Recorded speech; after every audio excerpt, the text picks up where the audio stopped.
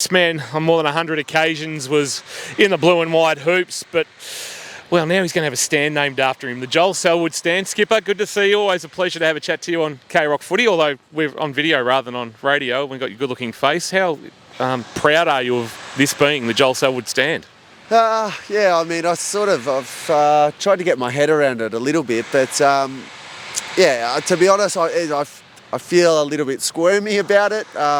I dreamt of playing for the Cats. I didn't necessarily plan on having a stand named after me, but I've received some beautiful messages off ex-players, staff members, people around town, which has made me accept it a little bit better. So I don't mean to be disrespectful in any way, but it's just a bit weird, at being this age, and that will be amazing, absolutely amazing. You had to sit on it for a while too. First approach came earlier in the year. How hard was it to keep the lips sealed from everybody that this was happening? No, lips have been easily sealed, to be honest. I mean, as I said before, I don't know how comfortable that I still feel about it, but I understand that it's happening, and to be honest, I look forward to it because it's just going to make this stadium something else. Like, it really has something really different to what other grounds doesn't have.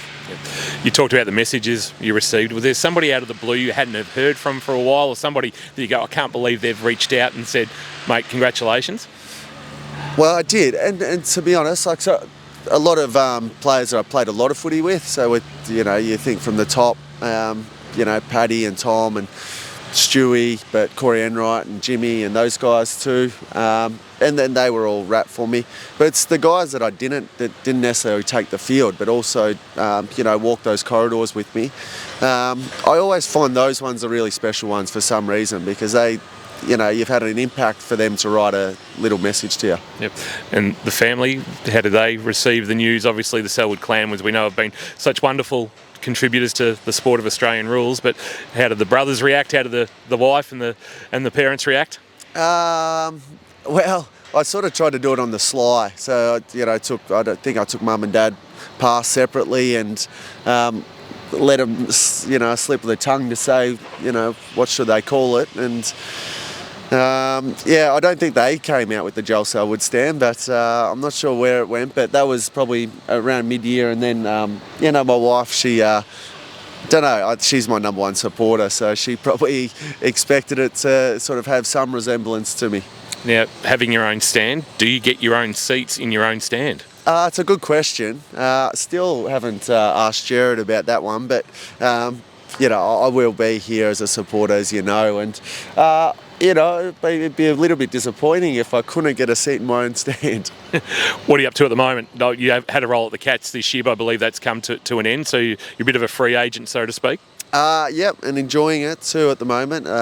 This week's been quite busy, on the road a little bit, just doing some freelancing stuff, but then unveiled a great statue of Frank Costa yesterday down in the middle of town, which if you get the chance, make sure you get down there and have a look at it, because Louis, who put it together, has done a great job. So big thank you to the council and Rory Costello for really pushing that, because, Frank's not only touched this place a hell of a lot, but town. And then for me, to be honest, having a little break, freshen up before what next year will look like.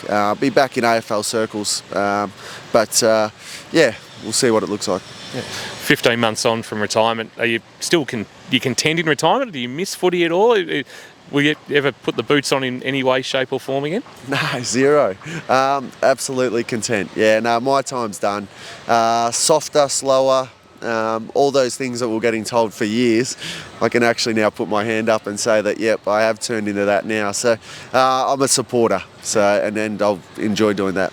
I swear we weren't on to anything at K-Rock Football, but on the day of the draft, we posed the question on X or Twitter or whatever they call it these days, should the 14 come out of retirement after a year in hiatus? And you jumped on and said, it's time. You obviously knew that it was coming out, and Connor O'Sullivan's got it. How proud are you that you'll see the 14 being worn by somebody else and the Cats' first pick in the draft? Yeah, I was always of sort of the ilk that you just pass the number on.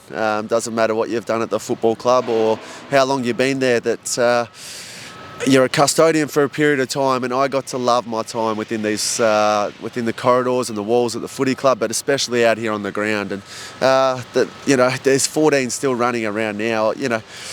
Whether it be for Connor or not, eventually he'll have a lot of number 14s on the back, and I look forward to those coming out, and he's going to have a hell of a career. I look forward to him running around in it, and doesn't put the number 14 to waste that I've put on Joey's back, so he can follow Connor along. Well, it'd be a bit like when Cam Guthrie took the 29 after Gary went to the Gold Coast, and all of a sudden Cam had a bunch of fans already. Yeah, well, I don't think there's as many 14s here in the stands, but he'll.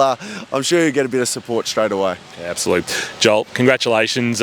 We've known you're a legend, but it's been further confirmed with having a stand named after you. Really appreciate you taking the time to join us and having a chat on K-Rock Footy. Thank you, Kingy. Thank you, K-Rock.